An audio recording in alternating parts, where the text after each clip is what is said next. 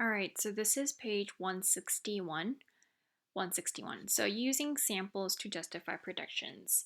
So I'm gonna have you guys read this. So stop the video for now and read these paragraphs. Go ahead. All right. So let's create a dot plot of the results. Be sure to relabel your dot plots. So this is given to you. And notice how this is like 0 0.3, 0 0.1, 0 point something, right? Because we have percentages on the left side and number of samples on the right side of this table. So this isn't percentage, but if you convert the percentage into a decimal, this 12% would be 0 0.12. This 16% would be 0 0.16. This would be 0 0.2, 0 0.24, 0 0.28, right? So let's look at the first one. Since this is 12%, like we said, we just have to move the decimal place to the left twice. So from the far end right here, move the decimal place to the left twice. So 1, 2, you get 0 0.12. So 0 0.12, but there's 5 of those. So where you see 0 0.12, obviously it's going to be in between 0 0.1 and 0 0.2. So 0 0.12, it's going to be like this.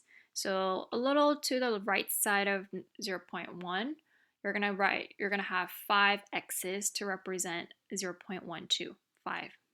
Okay, so there's 1, 2, 3, 4, 5. 0 0.16, there's 8 of them. So a little more to the right side, 0 0.16, but still in between 0 0.1 and 0 0.2. 0 0.16 would be 8. So from 5, 6, 7, 8. Okay, so there's 8 x's for that. 0 0.2 is going to be 13. So where you see 0 0.2, you're going to have 13 x's for that. Okay, same thing for 0 0.24. 13, so a little bit to the right side, it'll be the same number of x's.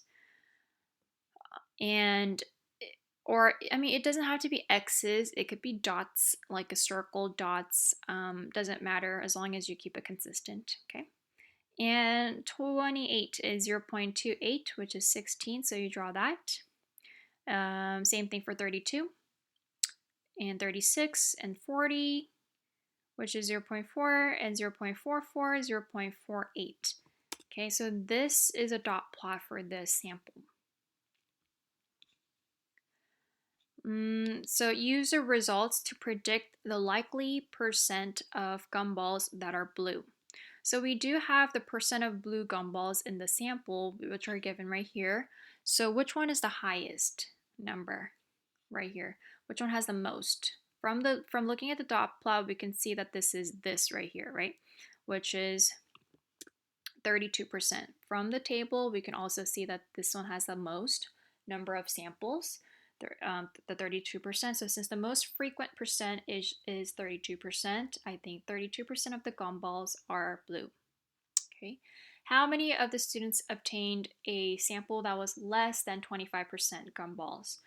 Blue gumballs. So if it's less than 25%, we're only looking at this red rectangled box right here. So it's 12%, 16, 20, and 24. So it's less than 25, right? If you go above 25, those are not it. So it's going to be those 4 numbers added together. You get 5 plus 8 plus 13 plus 13 is 39. So it'll be 39 samples had fewer than 25%.